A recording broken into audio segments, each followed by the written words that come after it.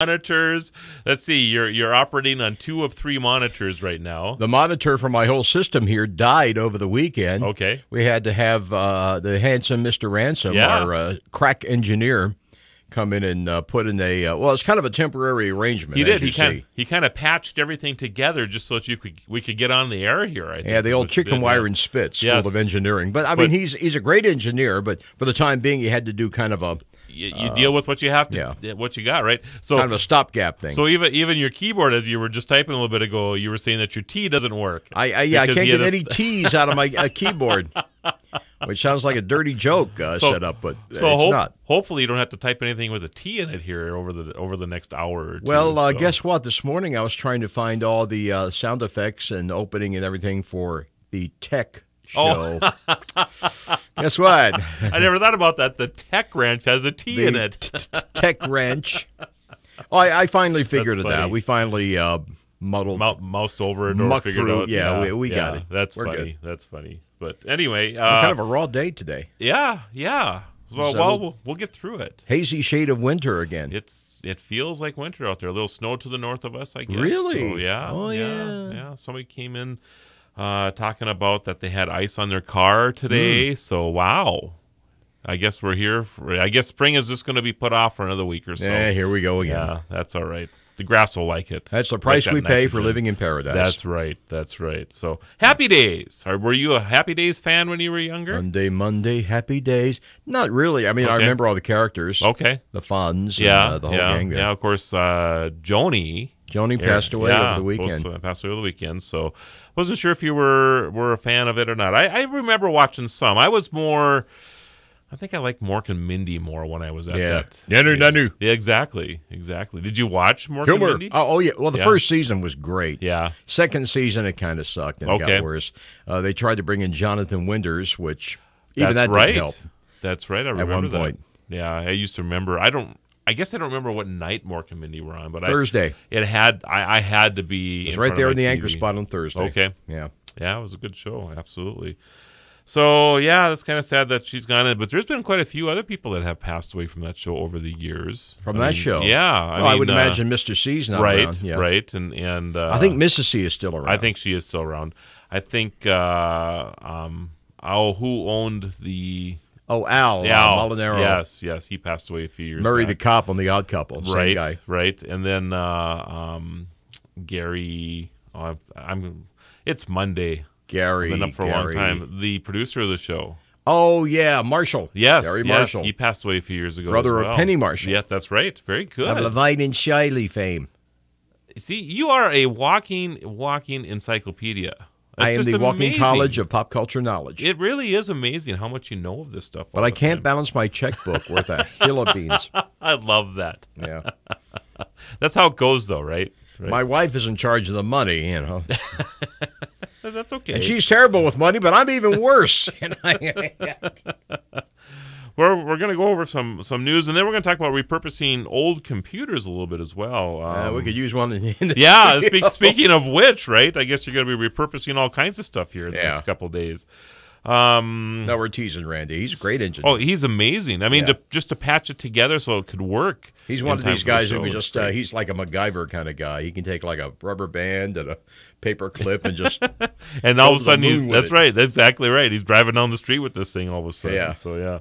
Cybercrime in Germany last year was up an increase of 3.6% over 2015, 253,000 cases of cybercrime in Germany. Now, Germany, I would assume they're technical people. I would assume they're ahead of the curve on a lot of that stuff. Well, I would assume. I would say at least at par with us. Maybe a little more advanced. I guess I've never really thought about that, but I was assume they're not behind us. I agree with that. Yeah. Yep.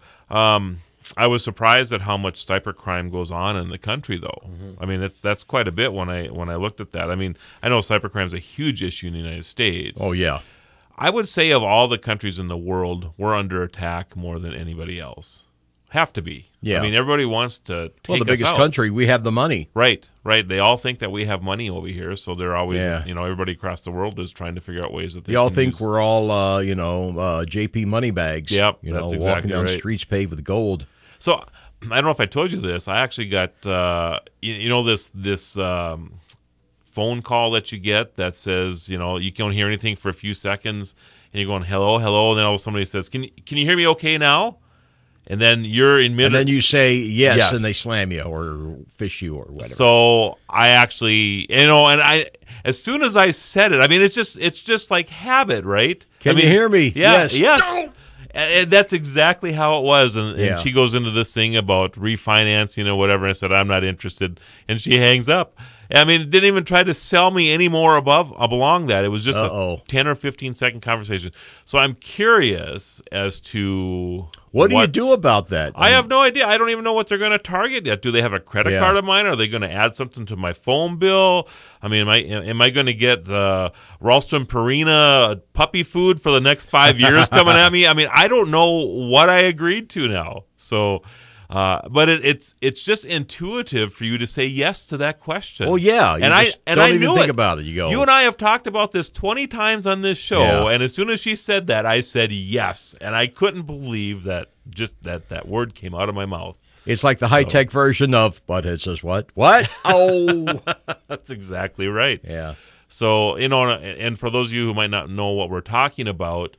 They have this basically you get these phone calls that come in and they kind of trick you. I mean, you're going, and I'm sure, we always get the robocalls where you don't hear anything anyway. Sure. So you say hello a couple times and all of a sudden this voice comes on and says, can you hear me okay now? And you just say yes to it. Well, they're recording what you said, and then they drop in a recording before that about that you agreed, do you agree to do this and this and this, do you agree to $19.99 taken away from your credit card every month so that you can get this magazine subscription or whatever, and all they need is just you to say yes. So they basically put the two together. Well, could they change the law to require you to be more specific when you answer the question to say, yes, I agree to this, that, and the other? I'm guessing that's probably what's going to happen now because as of right now, all you have to do is say yes into the recording. So, right.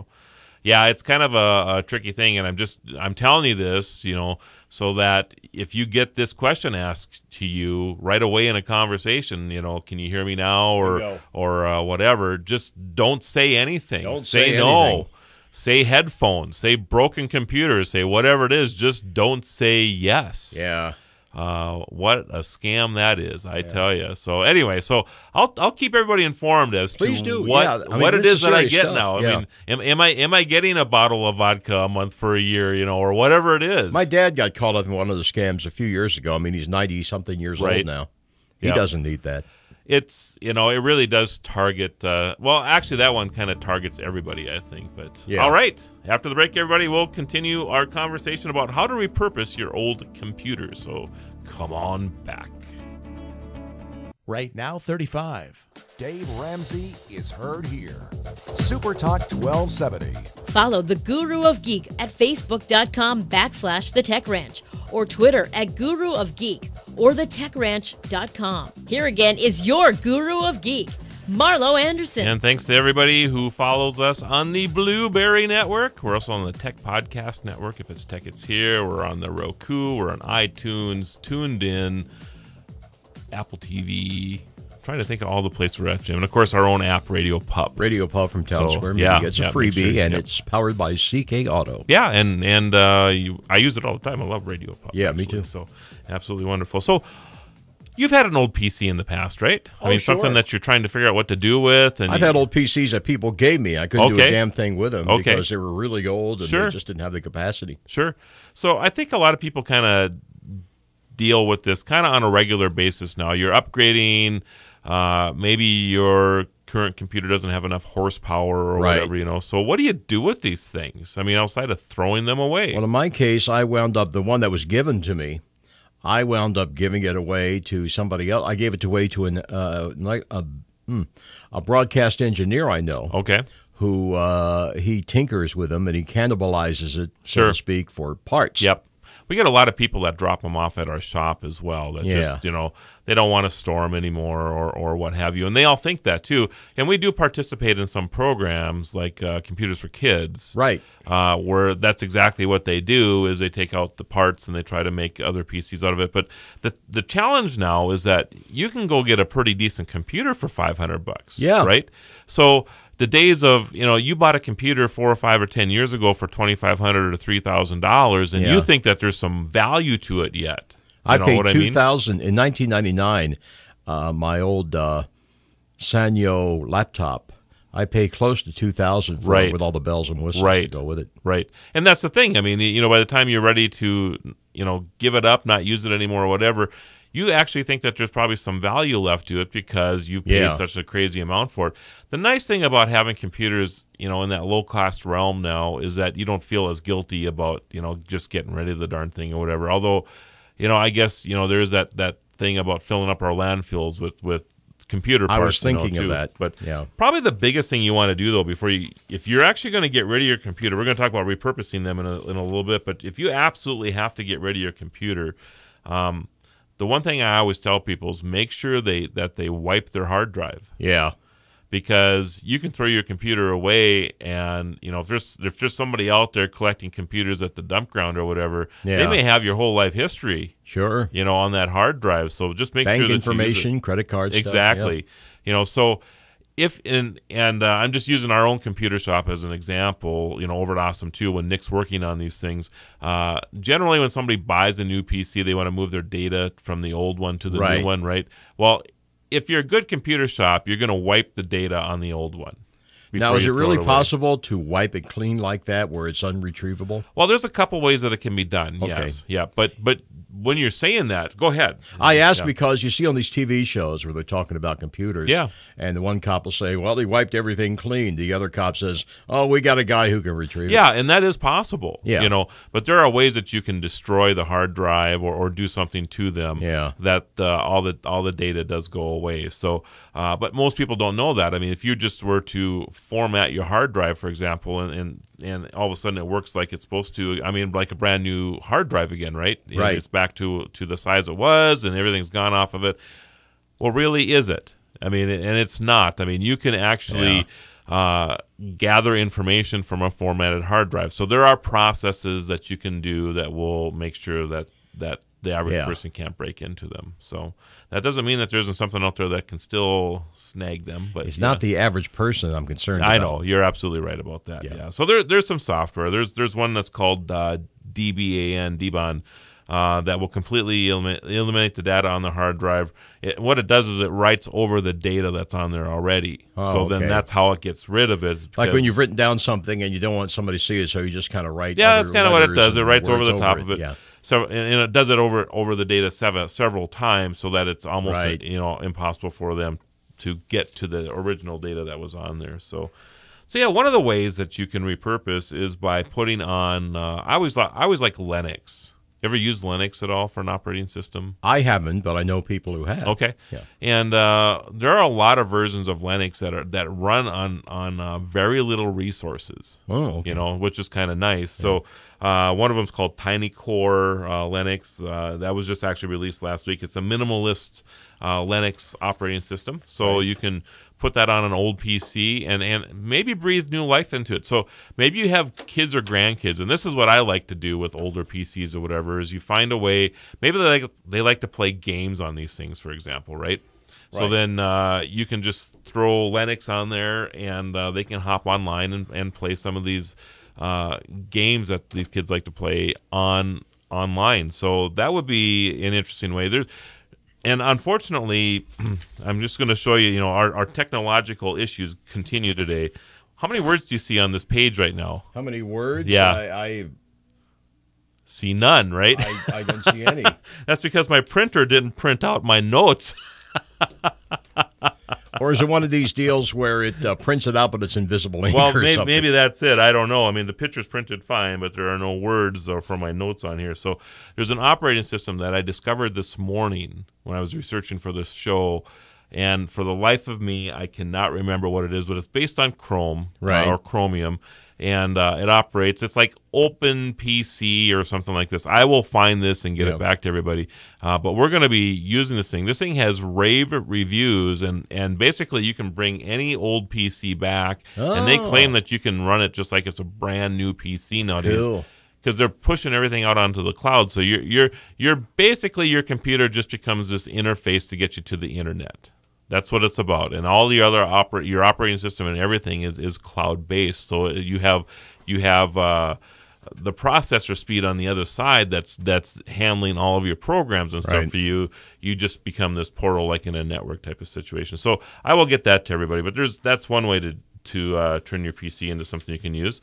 Network security appliance or an NSA, you can certainly do that with your old PC. And what that does is it's like a firewall that you can put on, and it'll protect the rest of your house or your business. So that might be a way to use that. You can take those old monitors and make fish tanks out of them. You ever seen that? Well, I've seen the screensavers that look like aquariums. Yeah, so people have actually made aquariums now. These, the old big old CRTs. They'll gut them out, and then you'll actually see fish. An actual aquarium. I think it's hilarious, actually. What else do you do with these things? I have no idea what else to do with these old monitors anymore. Yeah. Old TVs are the same way. You see them out and about. We have or a cleanup day. Pretty shortly here in the Bismarck-Mandan area, right, where you can throw all your stuff on the curb. And many cities across the country have this. Is it this week? I ask because as I was heading to work this morning, I noticed somebody in my neighborhood had thrown a couch out by the dumpster. It is possible it is this week. We'll double-check that. It's either this week or next week, I know. Yeah. I mean, it's towards the end of April here. So, and I guess we are kind of towards the end of April, so I bet it is this week, actually. But like I said, many communities across the country have this, and of course people will put stuff out on their curbs, and there's all kinds of people around the community. At least here, this happens where people are running all over the place trying to find things too. Right. You can put. I'm trying to remember what I put out last year. Some fitness equipment, obviously, since I'm in such great shape, and it was gone by the next morning. Yeah. So people put it out, and people come along and pick it up.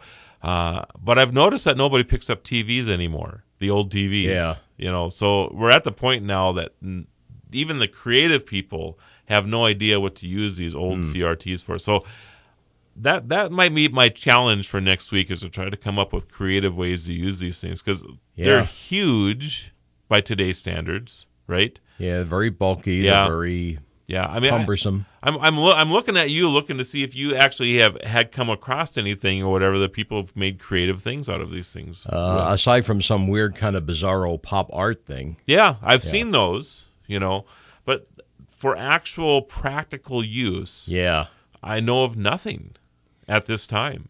So I don't know, monitors maybe? But if you can go buy, like, you're dealing with an outage here right now, but to replace the monitor that burned out on you over the weekend here cost $100. Right. Why would you spend more than an hour or two even trying to figure out what to do with the old monitor when you can just go buy one of these things for so little money nowadays? That's the thing. That's the problem. If these things were still $500 or $1,000, there'd be all kinds of people trying to put them back to life. I mean, could it come to? You're talking what, metal, plastic, and glass? Yes, that you could just take the raw materials and use them somehow. Right. I mean, glass, certainly they could find some use for glass. So maybe that's what we should do.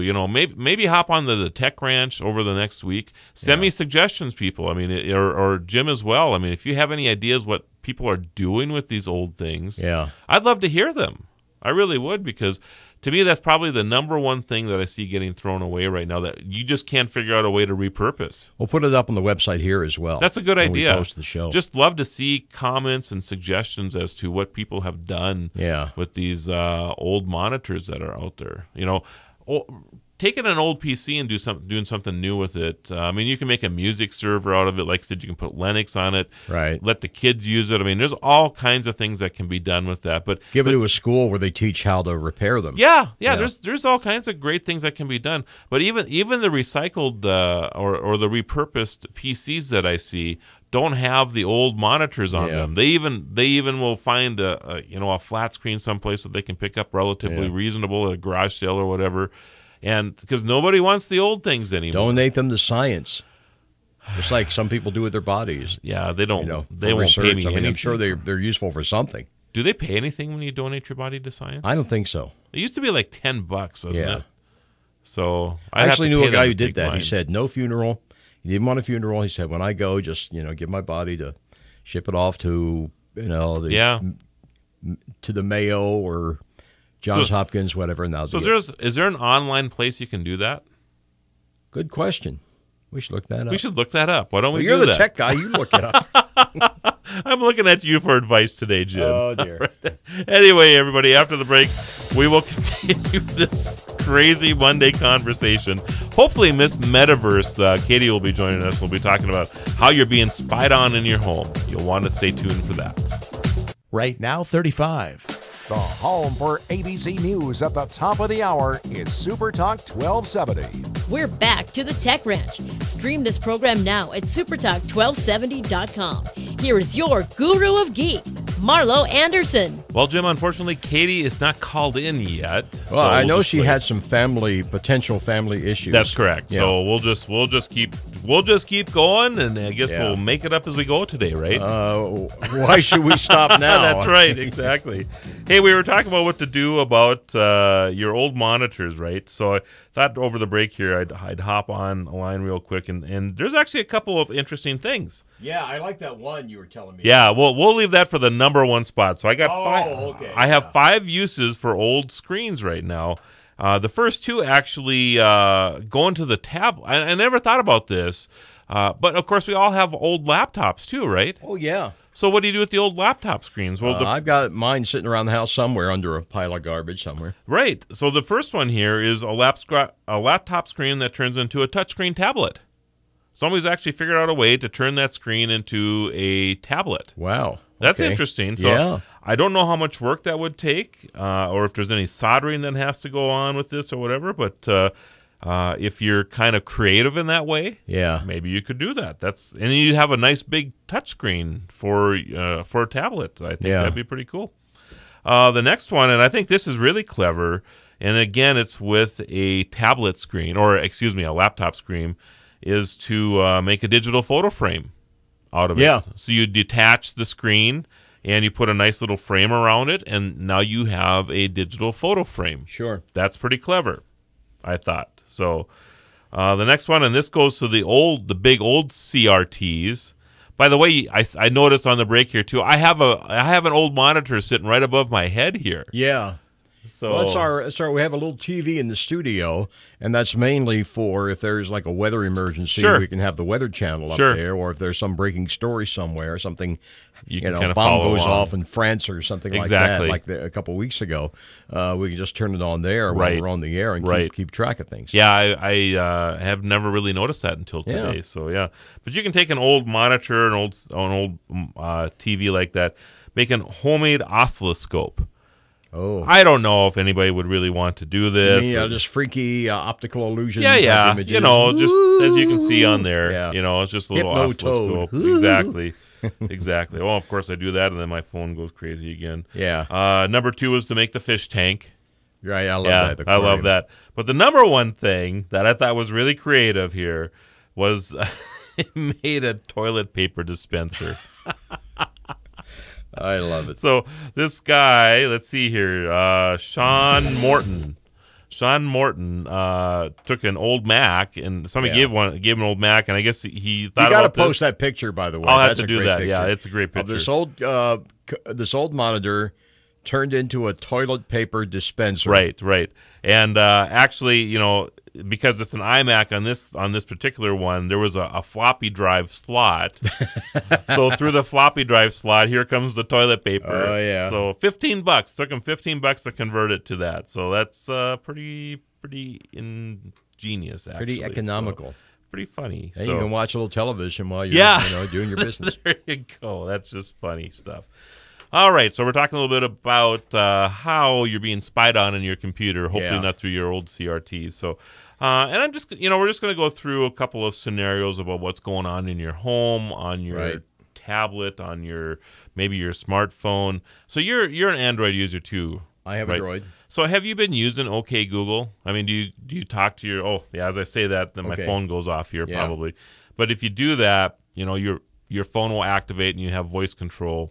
I always wonder, I have that little camera lens on the back of it. Right. And while I'm sitting in bed, for example, and I'm looking at things, I always wonder if somebody's looking back at me through the lens. I mean, they would see my feet, basically, because it's facing away from me. It's actually not. It's certainly plausible. That I mean, you hear a lot about webcams. I know people actually put like adhesive tape over it. Oh yeah, a lot of people do nowadays. Yeah, you put a little electrical tape over whatever, so people can't see through. They actually have the little. I've seen this at CES this year. There's a little device that you can put on, and it just slides over it, and then you can just slide it back the other way. But there are a lot of people freaked out by the fact that this has happened a little bit. Yeah. So, and I understand that. I mean, the last thing you want to do is actually have a camera in your home activated, on your PC or anywhere. What if you're sitting in bed with, say, your pad or your iPhone? Yep. And you're looking at porn. And and somebody can sees. Well, never mind. Let's not go there. You're thinking what I'm thinking. I know. You always go there. I tell you, it's always like I won't go there because you're holding up the porn with one hand. Yeah. Never mind. Yeah. So Siri, OK Google, Alexa, I mean, all these things are always listening to you now. Yeah. So if they're always listening to you, does that mean that it's possible that somebody on the other side could be listening to you through that device? Well, the answer is yes. Oh. So actually, Amazon was, I don't know the legal procedure, but they were summoned, right, to turn over documents of a murder case here about a month ago. Sure. Because there was an Alexa in the home, and the police detective noticed it there and was wondering if it would be possible that this device was listening to you. And in fact, it is. It'll be on Law and Order in about 2 weeks. It's amazing that this is actually going on. One of those shows. Yeah. And somewhere out in the universe, all of this stuff that we're talking about in front of our devices are being recorded. Yeah. Isn't that lovely? For posterity. Yes, absolutely lovely. To be held against us in a court of law. And there's convenience. I love my Amazon Alexa. Sure. I love to be able to talk to my phone. I understand it completely. I love to be able to talk to my phone. I'm driving down the road and I want directions, and I just say, Google, take me here, and it does. Yeah. So it's wonderful. Google, take me away. Yeah, but it's probably listening to us and doing all kinds of great stuff at the same time. I mean, and it's recording our old Soviet Union, Alexa listens to you. Whatever. That's exactly right. So what about like when you're driving down the road? How do you feel about our government taking shots of our license plates? Just curious how you feel about that. Well, they kind of do that anyway. Well, they do. That's what I'm asking. I'm not crazy about it. Okay. But it's kind of that horse is kind of out of the barn. As I understand that they can already do that anyway. They've been doing that for a while. Yeah. The technology is just getting better and better and better all the time. So they say legally, if you get a license, there's what they call an implied consent, that you're automatically going to secede, or automatically going to concede, I guess is the word, a certain amount of privacy. Well, I think when you're on public roadways, it's public roadway. Yes. I mean, I think when it comes to safety. Yeah. That's the reason. Yeah. That you as a driver on that same road probably want to know if somebody is having some type of emergency or if there's whatever there is going on, Yeah. So I agree with that policy. I really do. I mean, well, they tell you. I mean, they're very upfront about it. They tell you when they give you your license. Right. Now, this, you have to forfeit certain, a certain expectation of privacy. Sure. And you look at. I always find it interesting that like weather cams, have you ever noticed this, are always based along like roads? Oh, yeah. So they're usually at like an intersection somewhere. Yeah, that's exactly right. So I've always wondered what the correlation to that was. Well, I'm sure it's exactly what we're all thinking. Is that they have that camera there. Yes, it's great as a weather cam, but it's also being utilized to monitor our roadways as well. Or if it's a resort area like Lakes of Kakawea, they probably have them looking out over the reservoir to make sure the boaters are behaving. Sure. Seriously. I agree. I think it's a dual-purpose thing. I think it's about monitoring the public as well as giving us a little bit as far as I like the beach cams of resort areas on the east and west coast. Okay. Where you can see people walking up and down the boardwalk and you see the ocean. I love that. Do you actually hop on and watch those occasionally? I do. That's interesting. Well, from my, I'm an East Coast guy. I was born and raised on the East Coast. And, the old beach resort community that I went to as a kid, they now have cams all over the place. Jersey Shore has them. Delaware Shore has them. Along the Carolinas. It's beautiful. Well, now I'm at the end of all my notes, Jim. Well, you got some pictures there. I have some pictures, but blank pages. Because your printer didn't work. I don't know what went on there. That's crazy. Oh, here we go. I got some other notes. Look at this. Alrighty. Like I said, we may have to make up stuff as we go along here today. Smart fridges. What do you think about the possibility of your fridge and your toaster spying on you? How exactly would that work? So I'll just back up a little bit. So last year, speaking to the U.S. Senate on last year, I think it was in February, so about a year ago, James Clapper publicly acknowledged for the first time that intelligent agents might take advantage of new possibilities presented by having computers built into ever more home appliances. So basically the Internet of Things.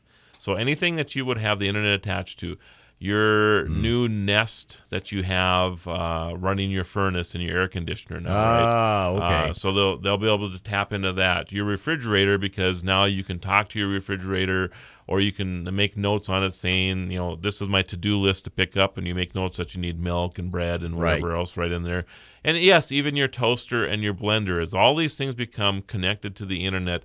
And the reason they're being connected is because of convenience. We can turn on our coffee maker in the morning, remotely and things like that. So, and I know we're running up against the clock. We'll continue this conversation after the break, everybody, talking about how they're spying on you and how easy it is for the general public to spy on you. Yeah. This is crazy, and you want to hang on to that. We are Big Brother. We are ourselves, absolutely. Currently 35. Here's Sean Hannity, weekday afternoons on Super Talk 1270. Follow the Guru of Geek everywhere he goes. Post your comments or questions at thetechranch.com. Once again, your Guru of Geek, Marlo Anderson. So right now across the world, they estimate that we have about 5 billion devices on the Internet. These are computers, tablets, whatever, okay? Right. In 5 years, they expect it's going to go to 20 billion. With a B. With a B. So 4 times more. And it's not the computers that we're all concerned about. It's your refrigerator, your toaster, your blender that's going to be connected to the Internet now. My refrigerator is watching me. So I forget who it was here not too long ago that claimed that their microwave might have been watching them. Who was that? Here in the station? No, in some political thing like 2 or 3 months ago. Was it one of... I have a vague recollection. I mean, they say so much goofy crap anymore, it's hard to separate it. It doesn't stand out. It seems to me that it was something about the Trump election, when he was running for president, that somebody had Hillary stated had a toaster, and the toaster was watching something, or a microwave or something, and yeah. Everybody was saying, well, that's ludicrous. Well, really, it's not. Yeah. It's very easy to put a spy cam inside a microwave or whatever you want to nowadays. In his glory today, wouldn't can you imagine? Yeah. Can you imagine? I mean, at that time, I mean, if that was to go on, McGovern's toaster is. If that was to go on today, nobody even think about it. It wouldn't even be a blip on the radar, and he lost his presidency over it, at the time. So craziness, I'll tell you. But anyway, the ability for people to spy on you is just ever increasing, and this is the scary part.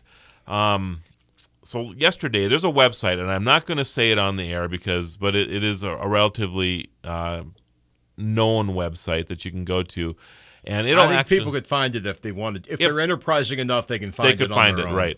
But I don't want to propagate this opportunity for people. I understand. So anyway, I'm on this yesterday, and I just thought, all right, how many people in North Dakota have not secured their devices, their webcams in particular, right? Right. So I hop on there, and there are thousands and thousands of instances, Jim, of people who have not either changed their password. So, if your password that comes out of the box is admin, for example, for your baby monitor, which it is. Mm-hmm. Almost everybody, when you buy a device, you have default password. Some of them is admin and then password for the password, whatever it is. And the manufacturer expects that you are going to change this. Well, a lot of people just install devices and say, oh, who's going to spy on me? Yeah, this is North Dakota. Nobody cares about me. Yeah, that's not the case, people. You need to go in and change because we're talking here, right? We're talking here. Right here in town. Yeah. So, just out of curiosity, I'm like, all right, are these people really not securing their devices? So I clicked on this web address, and it pulls up this camera, and I'm looking in somebody's home, and I'm like, I didn't do anything. I just clicked on this thing, and so I'm just telling you that you need to change your username and passwords on these devices because it is so easy to get in there. And then they had another section on there about routers and the people who, they give you IP addresses of people who've never, and for whatever reason, it can tell. I don't know if it's done like a search and then tried to access your router. But if you've never changed your default username and password on your router, it's wide open to the world. Yeah. So everything you do on your computer in your home is now accessible by anybody who wants to see what's going on. I mean, it's one thing. We have studio cams in some of our studios here, but you put it up there with the expectation that people are going to be curious and are going to want to watch you while you're doing your radio thing. That's correct. We'll probably have one in here at some point. But that's totally different than the security of your home. Yeah. You don't want everybody listening to your baby monitor. The expectation of privacy, which is something we touched upon earlier. Exactly. And, I guess you have to understand now that in the world we live in, that the new devices, new gadgets, your TVs, whatever, all have this capability in them of being hacked, of being whatever. And even it's not even a hacking issue. It's about... You have to, just like you put a lock on your door, right? Right. I mean, you have a lock on your door. I'm assuming that, Jim. Of course, yeah. And you lock this when you go home. When I go in, and when you leave, you do the same thing. I mean, you make sure that your property is secured. Or my wife locks it behind me. That's right. Or I lock it behind her or whatever. I mean, it's just a security protocol that you put in place. You already have your expectation is it's your house and you have a door on your house and nobody's going to come into it. That's your expectation, but you take another level of security to protect that, right? Why are we not doing this with our gadgets and devices? Yeah, that amazes me. Just something we've always taken for granted. That it would be secure, right? Well, you have to have that now. You need to do something, and that lock a lot of times is simply a username and password that you assign to that device. Yeah. And I know it's your refrigerator, and you're thinking to yourself, or your baby monitor, and you're thinking to yourself, who is going to break into my refrigerator and listen to me? Well, you just don't know. I mean, I just, if you're and it could be something as simple as, because you think you're in the privacy of your home and your spouse says, hey, dear, what's our password to our bank account? Yeah. And because you think that nobody else is in earshot of you anymore, you'll blurt those things out. That's not the case anymore. Your devices like Siri and Google and Amazon Alexa are listening to you as well. I mean, you got all of this invasion going on inside your house. I could talk about this and obviously I'm going to talk about it for a while. You have to change your username and password. I mean, there's just no other way around it. Yeah, and be creative when you do. They'll just give it your middle name and the number of your address or whatever. That's usually the first thing people. That's right. But for sure, don't use the default username and password. Remember War Games, the movie? Oh yeah, where absolutely. The kid got in. He figured that the son's name was Joshua. Right. And he built a computer to honor his son, so password was Joshua. Yeah, and got right in. And it's amazing, and software today is still done that way.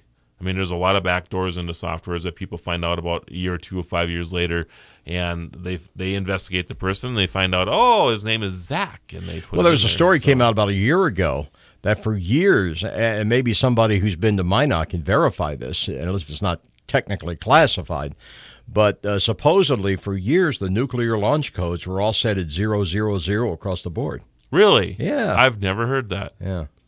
I'll dig the story up. We'll post it. I'll send it to you. That's hilarious. Well, maybe it's not so hilarious that it would be that easy. Maybe they were figuring that nobody will assume it's that easy for the government. They'll think it's something. That's exactly right. Exactly right. So, so just, again, if you're installing something, you go out and buy a gadget, make sure you change that default username and password because it's so easy, absolutely so easy to break into this stuff. So, do you have any questions on this stuff at all? Or God, I don't know where to begin. I guess the question is, how do you protect yourself from this? Now, I'm still kind of behind the curve on a lot of this stuff. We have some things that are connected to the internet. We have Wi-Fi for the phone and the iPad and that kind of thing. But my TV, for example, now, but we're talking about getting an internet connection for the TV because now we have Netflix. Right. I finally broke down and got Netflix about a week ago. I love it. Yeah. But so far, I can only watch it on my phone or my iPad. Okay. We got to get that. And I've got a fairly new high-definition TV, so we're assuming that somewhere in the back of that TV is a jack for internet connection. Well, or you go into your HDMI, and then you'd have like a Roku or an Apple TV or something that you'd plug into it. That's what most people do. Or put there's a dongle, a dongle for. This is Roku. like a separate unit you buy. Yeah, it looks like the Roku. I haven't had one out here for a long time, but they look like a little hockey disc or a hockey puck that you plug in, and then you have all those channels. You can get Hulu and everything else through there too. Or you can get a dongle that looks like a flash drive that you plug into your USB port on your computer. Right. So the Roku has one of those now too. So you don't even see it; it just plugs into the HDMI behind your TV. Yeah. And then you have a little remote that runs it or whatever. So and even those, you need to make sure that you protect those. And now you're bringing, internet maybe to your computer, so there might be a way. Or your TV. Maybe we should talk about that on a future installment of the show. Yeah, I can't help but think a lot of people are in the same boat I'm in. They get, they come late to, because as a lot of people do. There are a lot of people like me, I'm sure, they come late to the party. Sure. And they're not cutting-edge people, and they just don't understand how to really take full advantage of these services. And I guess I think about that. I forget how long you've been on the show now. It's been 3.5 or 4 years, right? 4 years. So when Dean was in your spot, back in the early days. Well, it'll be days, 5 years in July that I've been here. That's amazing, actually. Yeah. But when Dean was in your spot, we used to talk about the Roku all the time. Sure. That was just cutting-edge stuff. But you're right. I guess we haven't done a show on maybe how to cut the cord to your television in a long time. And there's some great options nowadays. But a lot of that stuff even comes built into your television. Yeah. If you get I always tell people don't buy the internet-connected TV because that's one way to make sure that it's not listening to you. Right, so buy the add-ons after the fact, so that way you don't have that internet-connected television directly. So if that's a concern, it is, and I think for a lot of people it is. Probably, it should be a concern actually.